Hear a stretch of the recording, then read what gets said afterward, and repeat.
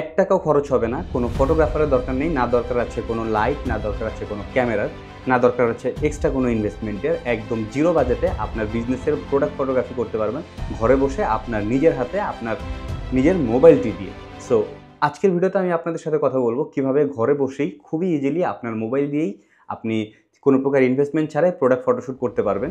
আমি মনে করি আজকের ভিডিওটি তাদের জন্য ইম্পর্টেন্ট যাদের অনলাইনে বা অফলাইনে বিজনেস রয়েছে, যাদের হয়তো একটি ফেসবুক পেজ রয়েছে অথবা একটি ওয়েবসাইট রয়েছে, in a word product sale করেন, তাদের জন্য আজকের ভিডিওটি অনেক বেশি ইম্পর্টেন্ট। কেননা অনেক সময় প্রোডাক্ট সেল করার জন্য বা মার্কেটিংয়ের জন্য আপনার প্রোডাক্টের ছবির দরকার হয়।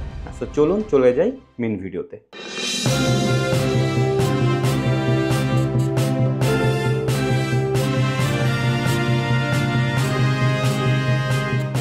ওকে, নর্মালি একজন ফটোগ্রাফার একটা হ্যান্ডসাম অ্যামাউন্ট চার্জ করে, কেননা তাকে ক্যামেরা ক্যারি করতে হয়, তাকে লাইট ক্যারি করতে হয়, তাকে স্টুডিও ক্যারি করতে হয় এবং তাকে এডিট করতে হয়, আরও নানা অনেক কিছু রয়েছে। তো আপনাকে এখানে কোনো প্রকার ফটোগ্রাফার হায়ার করতে হবে না, দ্যাট মিনস ফটোগ্রাফারের চার্জটা কিন্তু বাদ।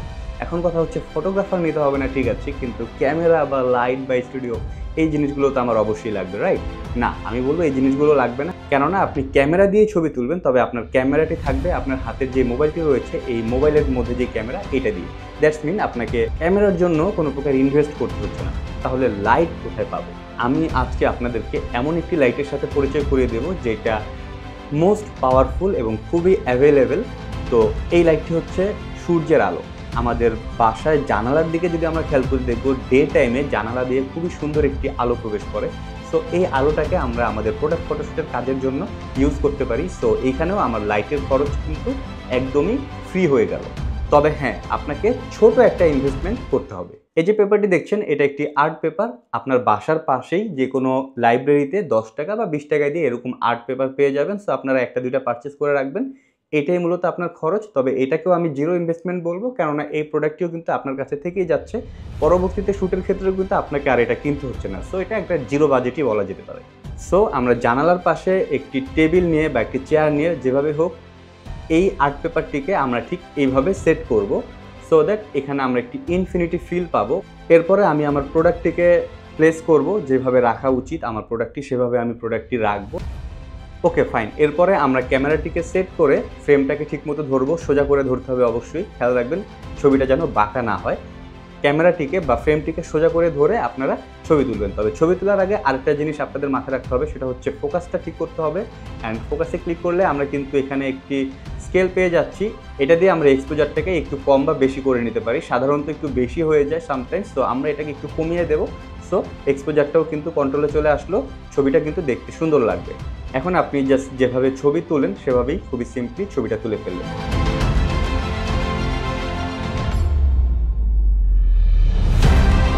ব্যাস, ছবি কিন্তু আপনি পেয়ে গিয়েছেন। বাট এখানে একটা কথা আছে, আমরা যদি ছবিটার দিকে খেয়াল করে দেখবো ছবির এক পাশে লাইট, আরেক পাশে ডার্ক।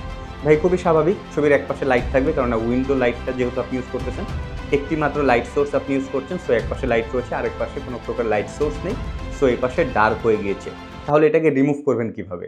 সো এটাকে রিমুভ করার খুবই ইজি ওয়ে রয়েছে, সেটা হচ্ছে আপনারা চাইলে এই পাশে যে কোনো সাদা কাগজ রাখতে পারেন অথবা সাদা কাপড় রাখতে পারেন, অথবা আমি একটি থার্মোকল ইউজ করছি, এটা ইউজ করতে পারেন। অর্থাৎ সাদা যে কোনো কিছু এখানে জাস্ট রেখে দিলেই জানালার থেকে যে আলোটা এদিকে আসতেছে সেইটার একটা আলো রিফ্লেক্টেড হয়ে রিফ্লেকশনটা আপনার প্রোডাক্টের উপরে পড়বে।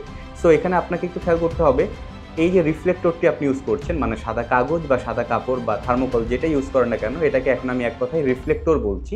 তো এই যে রিফ্লেক্টরটা আপনি ইউজ করছেন, এইটাকে আসলে কিভাবে রাখলে রিফ্লেকশনটা প্রোডাক্টের উপরে ভালোভাবে পড়ে সেটা আপনারা একটু সেট করে নেবেন দেখে, দেন আপনারা ক্লিক করবেন, তাহলেই কিন্তু আপনারা আপনাদের কাঙ্ক্ষিত ছবিটি পেয়ে যাবেন।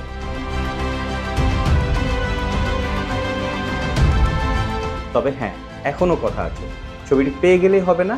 আপনার কাস্টমার কিন্তু সবসময় একটা প্রোডাক্ট পারচেস করার সময় প্রোডাক্টটিকে বিভিন্ন অ্যাঙ্গেল থেকে দেখতে পছন্দ করে। সো আপনি শুধু সামনের দিক থেকে ছবি তুলে কাস্টমারকে দিয়ে দিলেই হবে না, আপনার এই প্রোডাক্টটিকে ফ্রন্টে থেকে একটি ছবি তুলবেন, সাইডে থেকে ছবি তুলবেন, পেছন থেকে ছবি তুলবেন। সো বেশ কয়েকটা অ্যাঙ্গেল থেকে ছবি তুলে রাখবেন, সো দ্যাট আপনার কাস্টমার বা আপনার ক্লায়েন্ট আপনার প্রোডাক্টটিকে যেন বিভিন্ন অ্যাঙ্গেল থেকে দেখে শুনে তারপরে পারচেস করতে পারে।